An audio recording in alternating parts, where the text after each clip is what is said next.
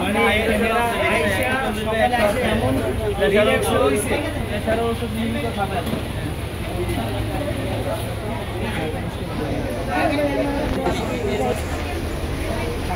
আছে কফ আছে আছে বুকে ব্যথা হয়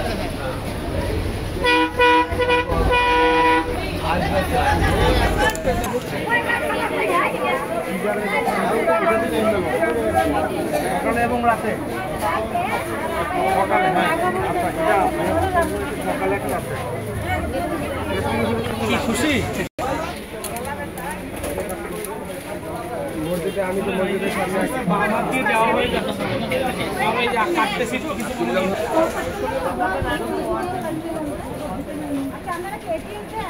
না না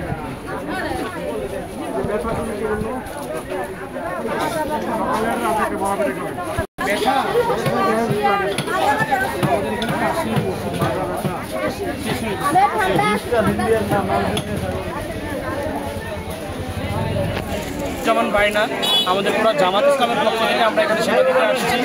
আমরা আমাদের মানে সর্বোচ্চ চেষ্টা করছি এখানে মানুষের জন্য সেবা দেওয়ার জন্যে। এখানে সাধারণত মানুষের কাটা ছেঁড়া সেলাই ড্রেসিং একটু কিছু পোড়া রোগী আছে, মানুষের চোখের সমস্যাগুলো, ঠান্ডা কাশি, সর্বোপরি সকল ধরনের চিকিৎসা আমরা এখানে দিচ্ছি এবং চিকিৎসার সাথে আমরা ওষুধও প্রোভাইড করছি তাদেরকে। আপনারা দোয়া করবেন এবং আপনারাও সহযোগিতার হাত বাড়িয়ে দেন। সবাই আসবেন, মানুষকে এই ক্ষতিগ্রস্ত মানুষকে দেখে তাদেরকে সেবা করার জন্য সবাই